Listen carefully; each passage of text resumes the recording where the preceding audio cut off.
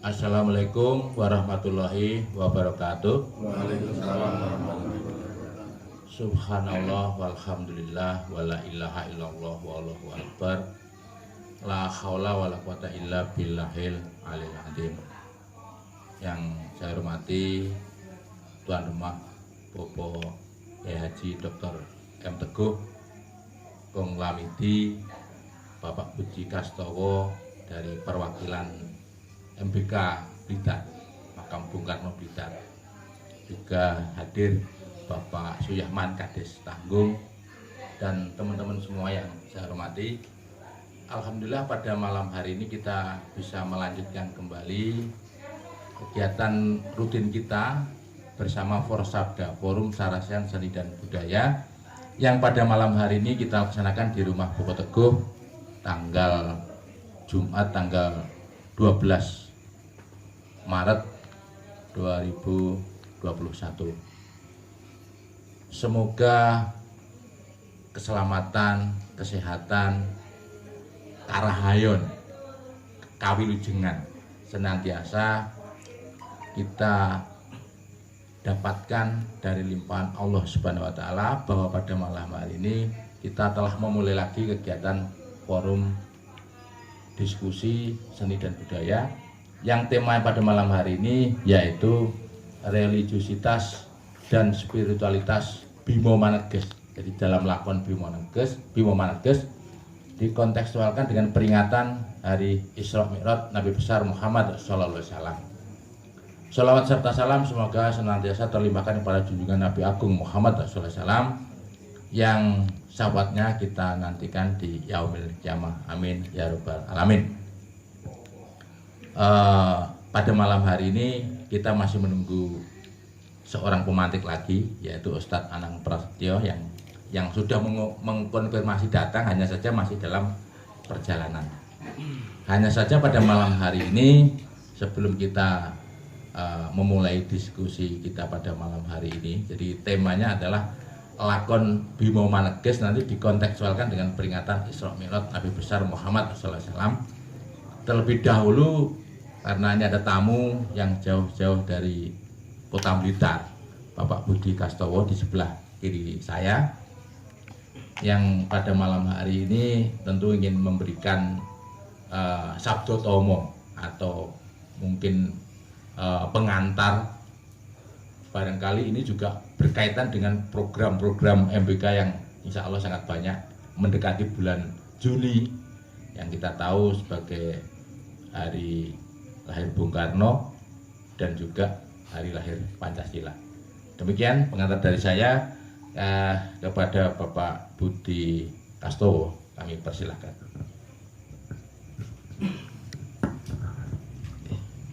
Matur suwun Mas Wawan.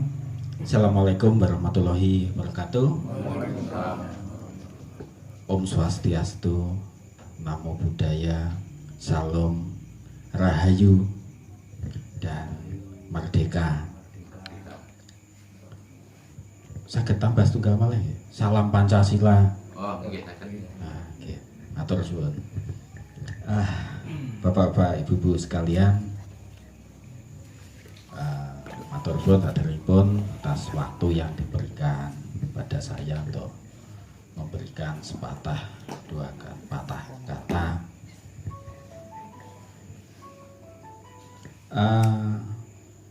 Juga mohon maaf pada sedulur-sedulur semuanya yang kemarin kita sempat salah paham ya dengan Pak Jianto. Jadi kocok-kocok sampun sampai di Blitar.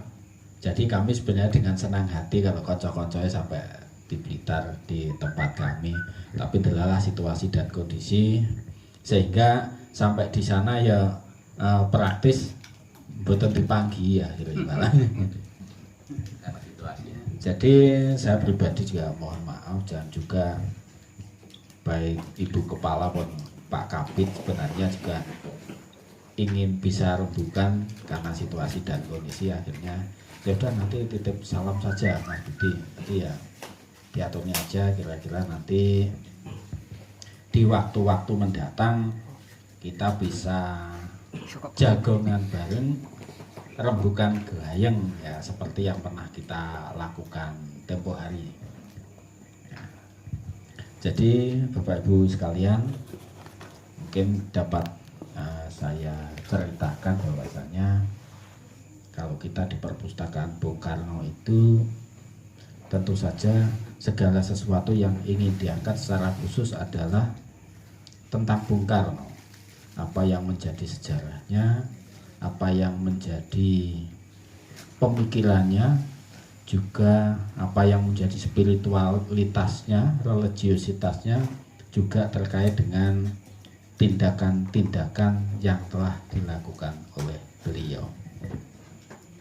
Dan pada tahun-tahun ini kita akan mengangkat tema tentang membumikan kembali Pancasila. Nah, yang artinya kita ingin istilahnya dudah duduk. Nah, jadi mungkin adalah sebuah kerinduan bagi kita semuanya. Kalau mungkin saya dan angkatan yang lebih tua, dulu kita pernah menikmati program pemerintah namanya P4. Setelah 98 atas nama reformasi, program itu dihapuskan, dirubuhkan. Sekian tahun kita mengadakan reformasi, sampai hari ini malah kita bingung ketika kita menghadapi bangsa kita yang kita katakan menjadi justru kurang berbudaya. Jadi kalau teman-teman budayawan mungkin dalam perspektifnya malah kurang berbudaya, yang ditandai korupsinya malah tambah marah, dekadensinya malah tambah marah, terorisnya malah tambah marah, dan sebagainya.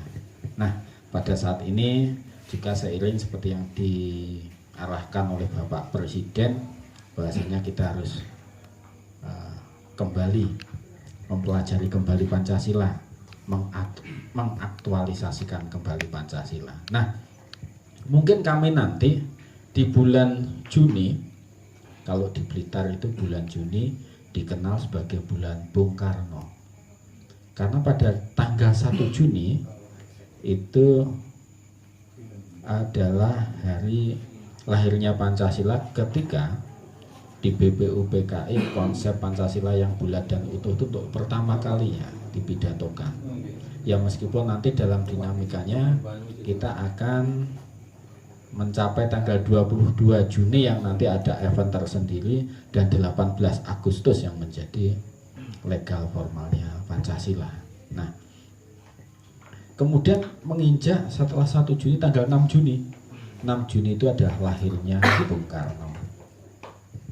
Yang tentu saja kelahiran ini biasanya kita bersama teman-teman budayawan di sana itu kita merefleksikan ketika Bung Karno lahir, bapak ibunya siapa, Bung Karno lahir bagaimana, sampai menginjak dewasa, tua, sampai sekarang seperti apa. Biasanya kita bersama-sama merefleksikan dalam perspektif berbagai macam, termasuk salah satunya perspektif budaya. Baik budaya itu dilihat masa lalu, sekarang juga visioner ke masa yang akan datang. Nah, selanjutnya setelah 6 Juni kita akan menginjak 21 Juni, itu wafatnya Bung Karno.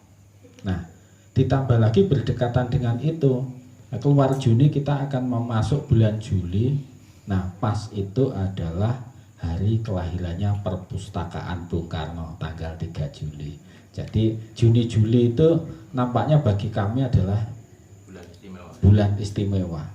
Ada Trisuci Bung Karno, ditambah lagi kami perpustakaan Bung Karno itu lahirnya 3 Juli. Jadinya mungkin kami di bulan itu nanti akan membuat acara-acara yang sifatnya inklusif bersama dengan masyarakat. Mungkin akan lebih banyak yang wujudnya itu rembukan-rembukan, omong-omongan, dan yang bersifat praktis. Jadi nanti kalau teman-teman muda mungkin ingin bikin pameran, mungkin pameran yang berbasis pada IT, atau pameran terkait dengan konco-konco YouTuber, karena masa sekarang itu eranya itu. Di samping nanti juga kita nggak akan lupa ngajak teman-teman yang masih tradisional, karena sejarah kita memang berasal dari tradisi kita masa lalu. Misalnya ada di sini jajanan yang sifatnya masih tradisional dan terbuat dari singkong, ketela dan sebagainya. Nah, jadi sangat mungkin dengan gambaran seperti itu nanti kami juga akan mengundang konco-konco Forsabda, sedulur-sedulur Forsabda diundang. Nah, lek umumnya dulu itu ada acara undangane kesenian, karaoke, dangdutan. Lah iki sing diundang kanca-kanca diskusi. Nah, jadi supaya ini membudayakan sebuah adat kebiasaan berliterasi, akhirnya kita mencoba gaya acara iki sing diundang kanca-kanca literasi, kanca-kanca saresean. Nah, iki opo apike nanggap kanca-kanca saresean. Wong sareseane ditanggap loh. Nah, justru ini yang harus kita biasakan. Jadi ketika belajar karakter jati diri lewat budaya itu ternyata jauh lebih cair, jauh lebih fleksibel, lebih inklusif, bisa masuk ke segala segmen masyarakat dengan berbagai cara yang lebih sesuai dengan masyarakat di satu tempat-tempat tertentu. Nah, jadi ini yang sifatnya mungkin non formal ya. Ada yang pendidikan formal, informal, non formal. Nah, satu hal yang biasanya kami jadikan salah satu inspirasi, bahwasanya dulu Bung Karno belajar Pancasila, dulu Bung Karno belajar nasionalisme dengan menggunakan pendidikan non formal. Jadi Bung Karno belajar Pancasila tentu saja tidak dari dosen-dosen ITB yang Belanda. Tentu saja begitu ya. Bung Karno belajar Pancasila tidak dari guru-gurunya di HBS yang Belanda. Nah, kalau Pancasila itu jadi dasar menuju Indonesia merdeka, meskipun dulu mungkin ada Pancasila yang tanpa nama, tapi nilai-nilainya sudah ada. Nah, ada bukti secara sejarah bahwasanya kemerdekaan itu salah satu metode bukan satu-satunya adalah berliterasi, adalah belajar bersama, adalah rembukan bareng, berdinamika bersama. Jadi meskipun ada banyak perbedaan di situ, akhirnya juga mencapai satu kesamaan. Jadi mungkin di waktu yang longgar nanti kita bisa bercerita, alangkah semua pejuang-pejuang itu belum tentu satu pemikiran, tetapi gotong royong yang ada di dalamnya, toleransi yang ada di dalamnya sudah sangat teruji oleh perjalanan sejarah.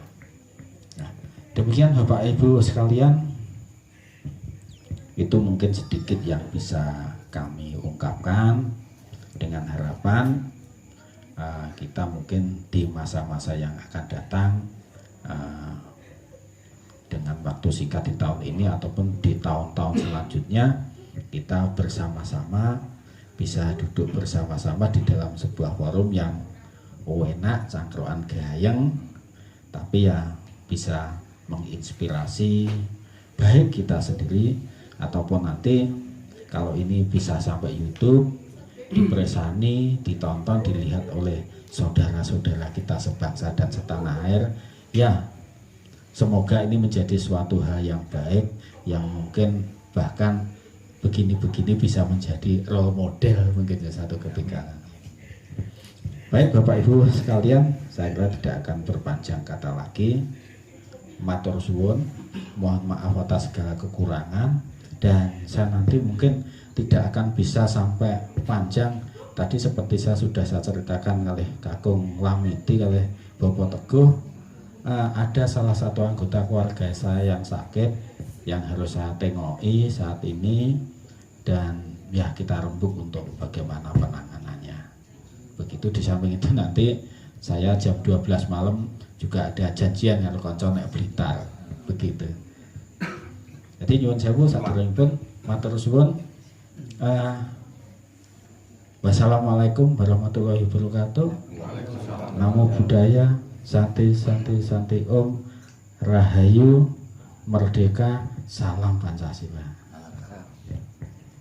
Jadi ini ada sambungannya dengan tema sebelumnya, yaitu tentang Dewa Ruci dan Bimo Suci.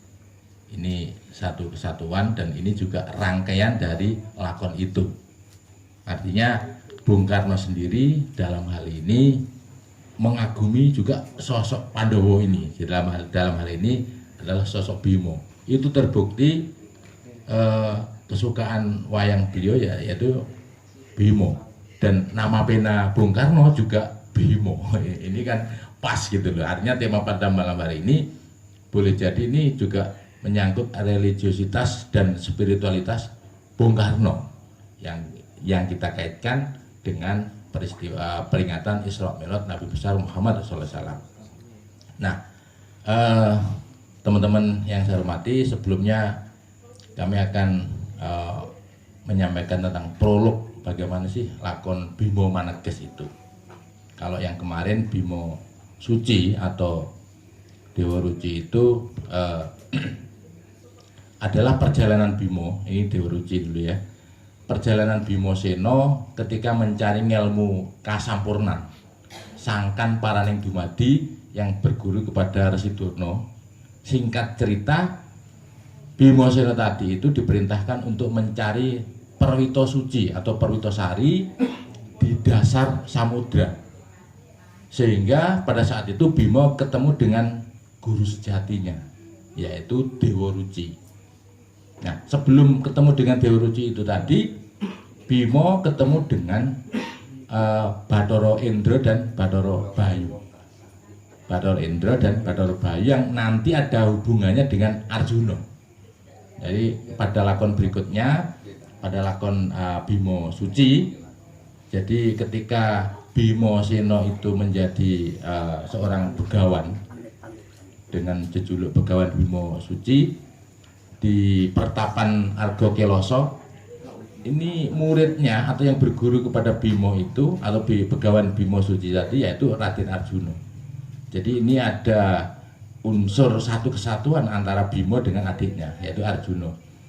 Yang dalam hal ini sambil mengulang yang lalu Bapak Teguh, bahwa ayah Bimo itu dalam tanda petik ayah ruhaniyah ini. Ini kan Bathara Bayu yang ini merupakan dewa angin. Sedangkan Bathara Indra itu ayah ruhaniyahnya Arjuna itu adalah dewa air. Nah, kemarin sudah dijelaskan Bapak Teguh bahwa air dan angin itu merupakan entitas alam yang tertinggi. Angin dan angin itu merupakan entitas alam yang tertinggi. Jadi sedikit saya saya ilustrasikan sedikit. Gampangannya itu, kamu jangan jadi batu.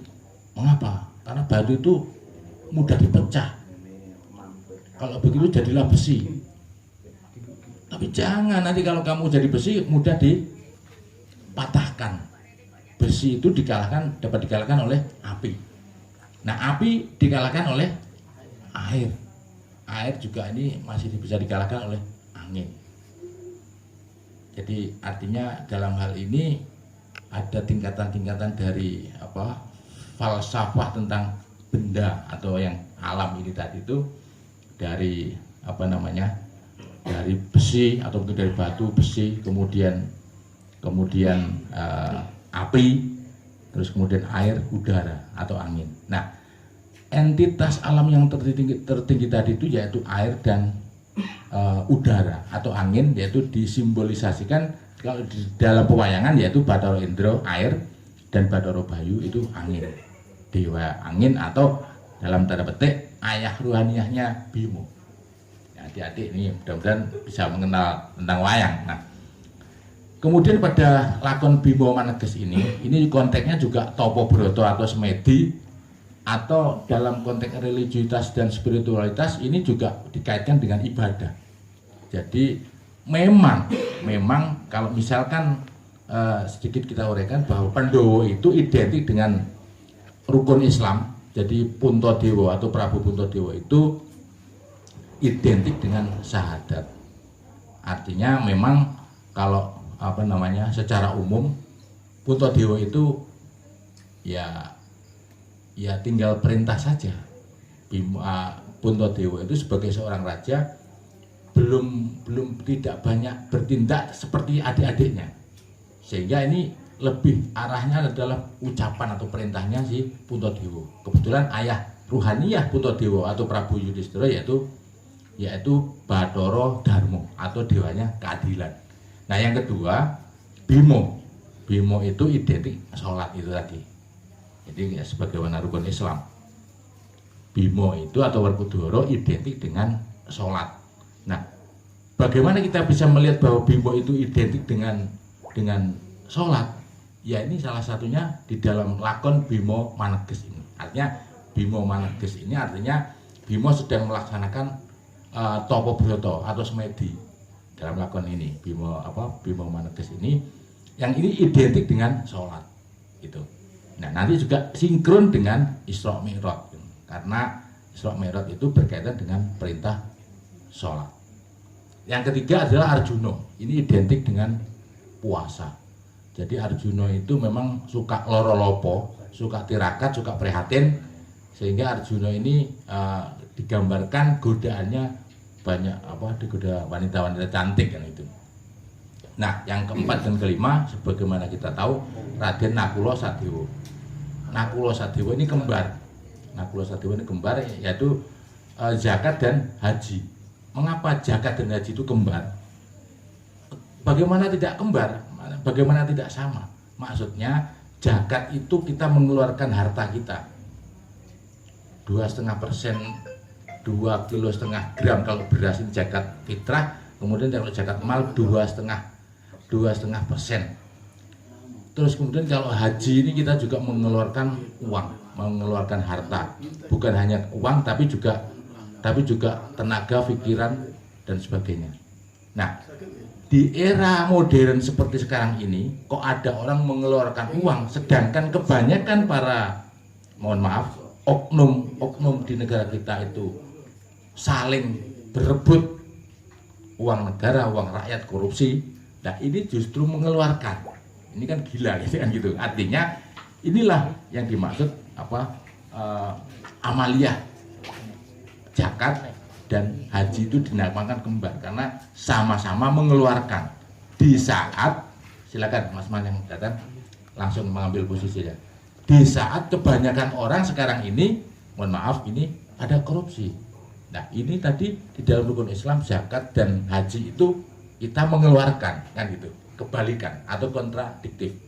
Nah di dalam lakon Bima Maneges ini, dalam hal ini Bima menyamar sebagai Resi Gupala yang mendirikan pertapaan atau padepokan di kawasan Aldoko dekat perbatasan negara Ngastina.